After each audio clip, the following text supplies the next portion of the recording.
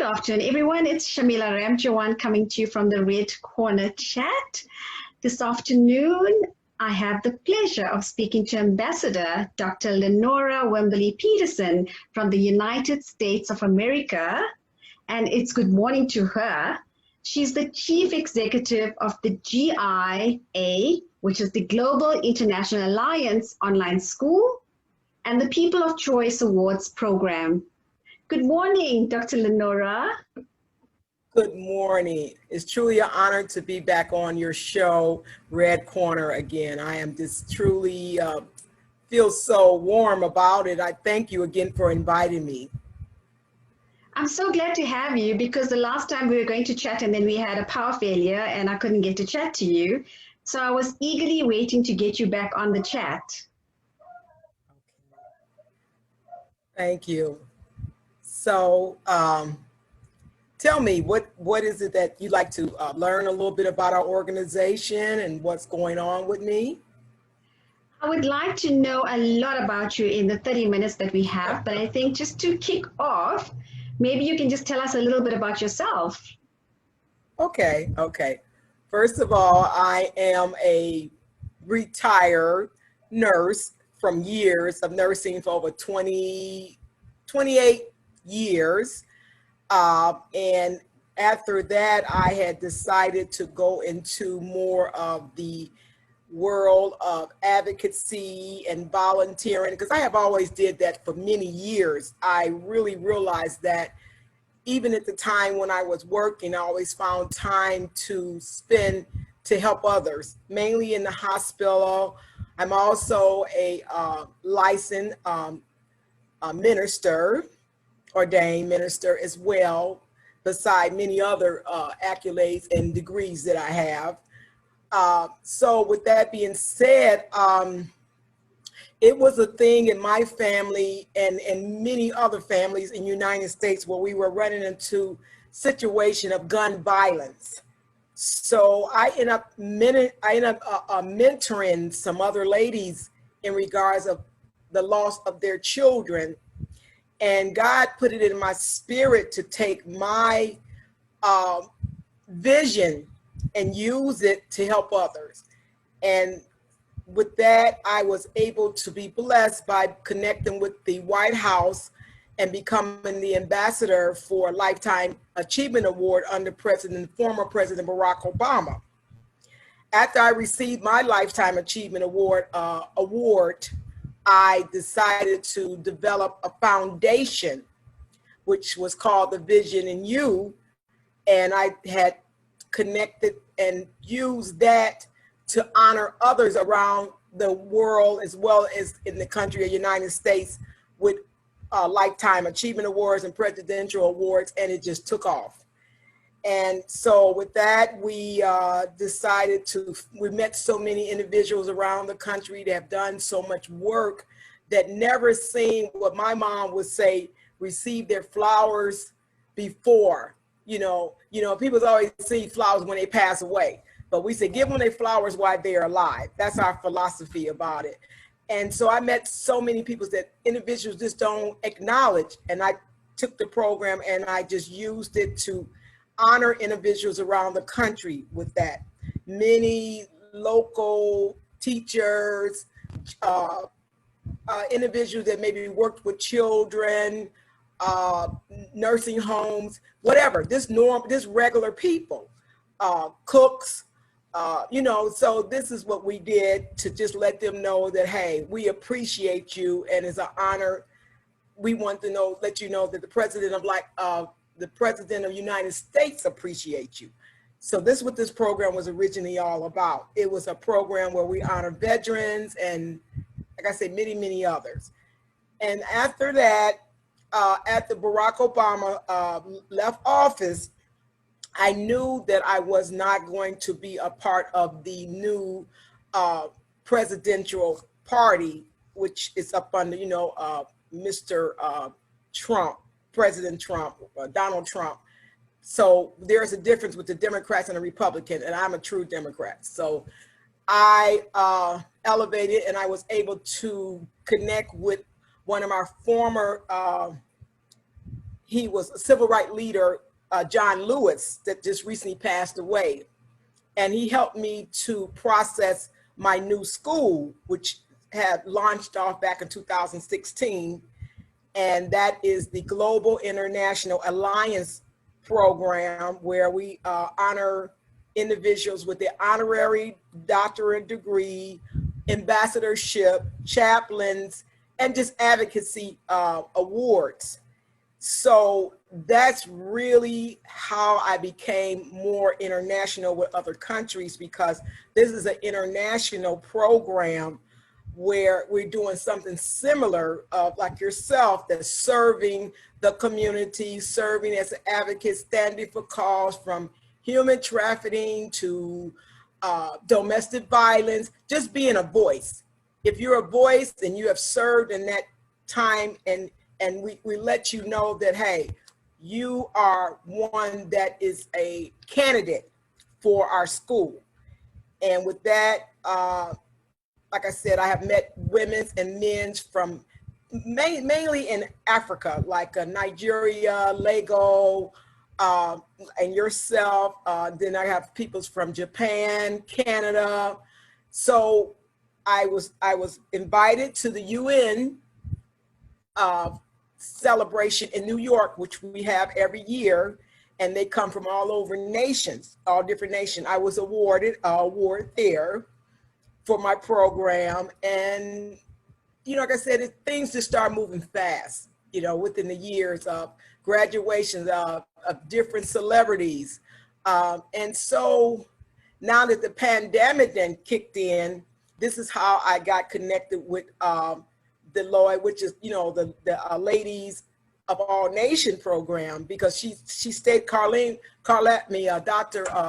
Caroline said she was looking for someone to be a voice for her program out of the United States. And she had been following me for 1 year, which I remember that, to see what I'm doing, how we work, what we do. And so this is how we got connected with you as well. And we're trying to branch it even further now to the Philippines. We're planning to have our first celebration next year in September in London. I'm excited about that, and being a part of a new family, a unity with women and men from around the world that's standing for causes. Wonderful. I'm so looking forward to meeting you, because I'm also going to be part of that delegation next year as the chairperson for Ladies of All Nations International South African chapter. So that's going to be awesome, meeting you and all the other wonderful women in the sisterhood. But just going back a little bit, meeting former President Barack Obama, what was that? How was that feeling? I need to just know a little bit about the emotions, how you felt when you saw him. Very warm feeling, you know, because Barack Obama, Barack Obama is the type of person that and as you see him on television, he treats you like he's been knowing you for years. You know, he's not what we would say a person that's very up-nose type, you know, thing. He just loved people. And this is mostly what all these civil rights leaders like John Lewis and Al Sharpton and many others that's in that category, they understand what our culture and what individuals are going through, you know, because they are our voice, they are our representatives. So this is the reason why. And he's that way, you know, if his wife is the same way, if they can be a part of you, they try to branch that. He has a program now that's called the Obama's Foundation now, where they're building a library here in Washington, D.C. And we're trying to, everyone that had received the Lifetime Achievement Award, I'm trying to make it branch where they all would go in his archive of his library up under his name. I still get individuals that requests his Lifetime Achievement Award for historical purposes, because he was the first African-American president, you know, just like over in Africa when they had, I can't think of his name, that passed away, but that was in prison. I can't hear President Mandela. Yes, Nelson Mandela. So you can understand how the people feel. He's like our Nelson Mandela. So, and that's why they love him so much. I mean, and that would never change, because there were a lot of programs when he were in office that helped a lot of poverty peoples. Even myself, I had got very ill, and my company that I was working for at that time relocated, so I didn't have any health insurance. And he had an affordable plan where I was able to get coverage at that time, before I retired, because I had needed major surgery. And with someone like that, thinking of the peoples and had it within a price where you can afford it, that makes a difference in your life. He had programs for affordable housing, where individuals that was losing their homes, they had programs where they had actually paid the mortgages for 2 years to keep the people from losing their houses. So these are the type of programs that they ran while he was in office. And, this is the thing, it should be going on now because of the pandemic. A lot of individuals cannot work because their companies have closed. And the thing about it, but they may lose their property, they may lose a lot of many other things. And so when the government put together those type of programs, it helps the needy at this time. And so these are the things that I stand for. I sit in on individual meetings like this to be a voice for the people that's less fortunate.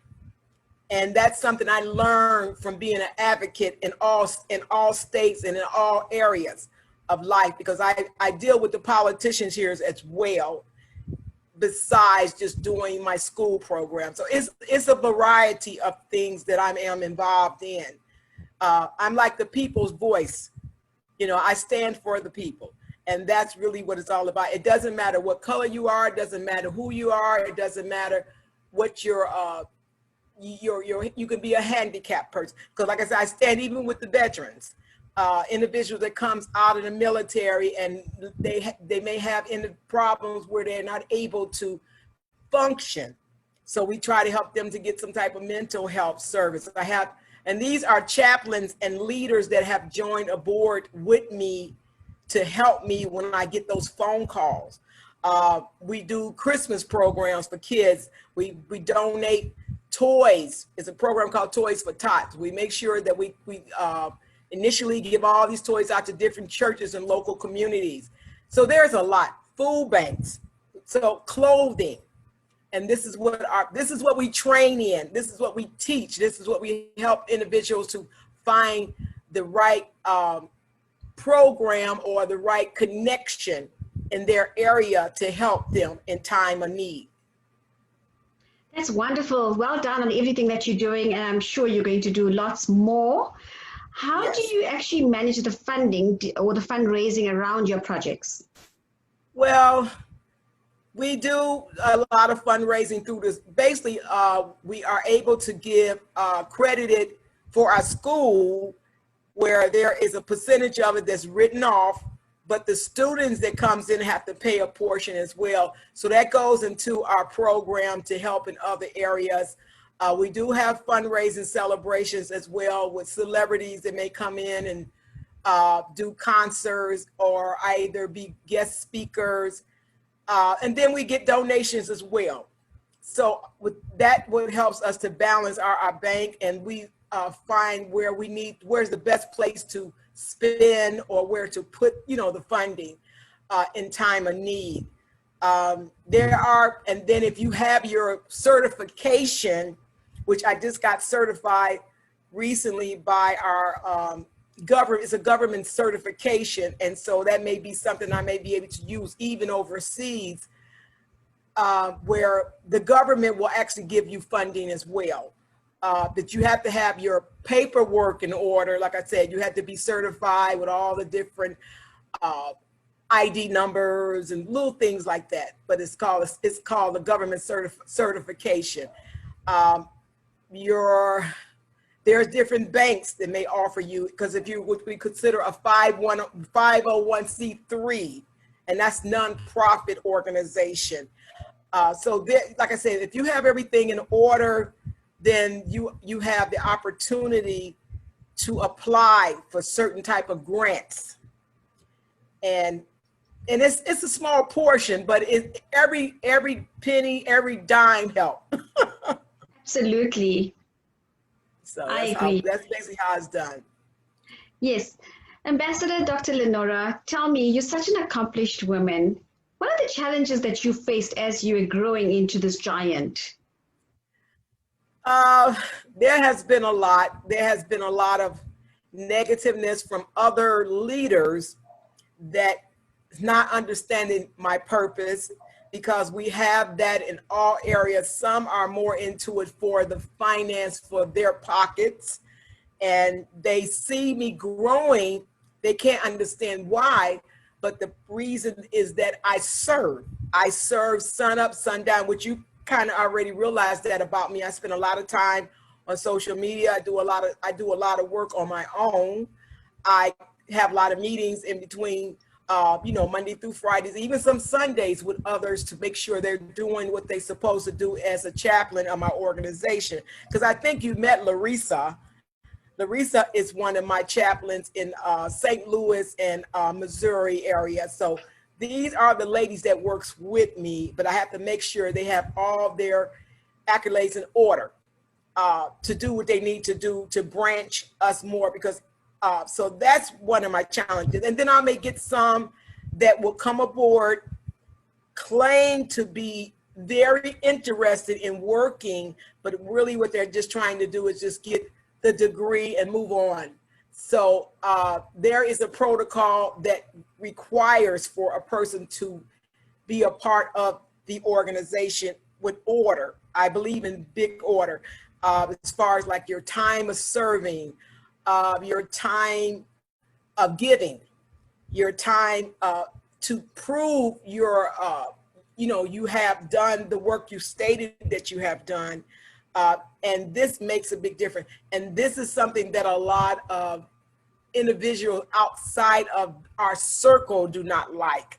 So that's the challenge. And then they try to fight back in a political way, but it never works, because I keep my credentials, as far as my license, everything in order. So it's nothing really they can do. And I think that's with anyone. It doesn't matter, even like I said, as a politician, or even as any type of organization that's growing, you're going to run into negativeness. And then a lot of praying spiritually keeps me focused, because you need that when the negativeness comes along. Because like I said, I just recently lost my grandson out of state, and that's something that kind of pulled me down mentally for a minute, because it was a senseless gun violence, that happened. And so these are the things you feel you're doing the right things, but when negativeness comes among you, that's when your mind is being challenged. And so, and I guess years of just being who I am, and like I told you, I'm in my 60s plus. Amazing. And yes, and like I said, and then I was able to, even like I told you, write a book. And I've done many things, even in the time of this pandemic, but it's been a positiveness for me at this time, because I have time to focus on what to stay connected with and what not to stay connected with. So that makes it even better. So, and that's what I stated. You have to be spiritually bound for when negativeness come your way, because we always are attacked in so many areas when you're growing, gracefully. But you have to be a lady all the time as well. And you have to be intelligent, because it's a challenge. I look at it as a challenge. Absolutely. Ambassador Dr. Lenora, tell me about your writing. You have a passion for writing, and I want to know a little bit more about your book. Okay, I have it here. The book that I written which is right here. I can show it to you. And I'm going to process it where it's going to go into an ebook to make it easier to purchase from Amazon. We have not launched that yet. But the book was called The Lady the level, and the loyalties. And as a lady, I speak about who I am, like you asked earlier, and then my levels to how I was able to process to, you know, where it took me. And the loyalties is what I am now. I'm loyal to everything that I do, and I give ideas, I give information on individuals that's trying to develop similarity organizations or whatever the areas may be. I started off years ago with the community service program. This is, like I said, this is the one that we're talking about with the school. And these are things of me when I was awarded different types of awards from around the world.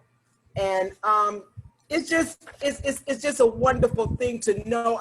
You don't have any idea as you grow up and who you are, where life can lead you if you're just a server. You know, I think about Apostle Paul. He spoke about things about this in his prison, you know, chamber. But look where his life settled with all the books that was written in the Bible. So this is why I say, if you focus and you do what you feel that's right for the people, the rest will manifest itself. And I learned that, and I wish I knew it earlier in life, but you have to go through the trials and tribulations in order to understand where you're going, because you'd be like, well, wow, why didn't I do this when I was in my 30s? Or why didn't I do this? But it was a reason for that. It was a reason. It doesn't matter what your background is. It doesn't matter how poor you are. It doesn't matter what type of environment, community you grow up in. You are the person that can make the change in your life and many others. So, and I just think that's why I said, you know, when the Bible states no weapon formed against you will prosper. So you have to learn how to put on your own armor and wear it with grace and stand on what you believe in. And that's what all these different civil rights leaders and like one word I love that John Lewis said before he died, he said, you must fight, but you do it as a good fight, not a bad fight. You're not fighting the negativeness in war. You're doing it as good fight. So that's what we call it. This is a good fight that we're doing at this time. And that's why I love, you know, that's what I love about it. You know, I've learned to just understand that, you know, I'm sorry, I'm just gonna cut this off. I learned to understand that in life, and I tell it to young people when I speak, you know, anything worth having, you have to work for it, you know, and that's the thing. Some people want things overnight. It's not going to happen that way. Or you feel because you got your degree or something, you still have to serve in that area. Even in nursing, when I first started nursing, I thought that, well, I went to school and I knew this and I knew that. I had to work in nursing to understand how to take care of the patients, even at times when there are times I did not want to take care of them. That's when the compassion comes in. So that was a training for me even back then. And watching families when they're losing their loved ones, because I spend a lot of time in ICU where the patients some patient had AIDS and things that, you know, I had to learn how to be more compassionate and not worry about catching the disease. You have to be at a point, and that's the same way over in Africa when I look at a lot of the leaders that's taking care of the orphanage, you know. You have to have it, and you have to love what you do. You have to love what you do. So that's basically it. So I just had the power failure. Yeah, okay. That's so wonderful. You have to love what you do. Absolutely. I always believe in God's plan. It will happen when the time is right. So, you know, just believe, learn from your mistakes, pick up the pieces, move on. And yes, we will be successful at some point. Yes. And that's really basically what it's all about. It's just take one day at a time. Yes. And challenge it as it comes. Yes. Dr. Lenora, tell me, what would be your message to the women out there? Basically similar, like I said, be strong, stay focused on what your purpose is, and believe it will manifest. But be willing to go through all the challenges and all the destruction of it. Just be willing to go through it, because if it's worth it, it will pay off in the end. Lovely message. Thank you so much for that. Do you have any closing remarks or anything else you want to add? Well, like I said, this is an honor just to connect with you and to be able to make you my new sister. Like I said, I'm so excited about, like I said, visiting Johannesburg once God permit us to travel again. And it's just being able to grow and being able to help others. I'm very low key at this point now in my life. And I just want to be able to help others. And if they like to find out any information about my program, please make sure they contact the president, Dr. Caroline, from Ladies of All Nations, and she will forward the information over to me as far as them applying for the school program for the honorary doctorate. And because, like I said, we are willing to celebrate many of them as graduates next September, or if they are in other countries and can't make it to London, then we can have it shipped to them. But the shipping part that they have to cover themselves, because the shipping is a different price and so forth. So, but they can go to GIA University, GIA advocateuniversity.org and apply. Or, like I said, they can look me up on Facebook, which is Dr. Lenora Wimberly-Peterson. And the link is right on the front page of my page, because I don't think we have the chat thing. Well, the link is on the front page, and they can just apply online. Once they apply, just put down where they, heard of me from, like they can use your name or whoever, and that way I can have it reviewed in time to see if they qualify for our program.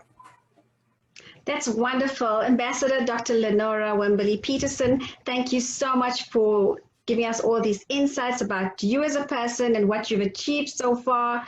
It is amazing. Well done. Keep it up. We need more people like you. Up and rising. Be the change. Sisterhood. Thank you so much. Thank you.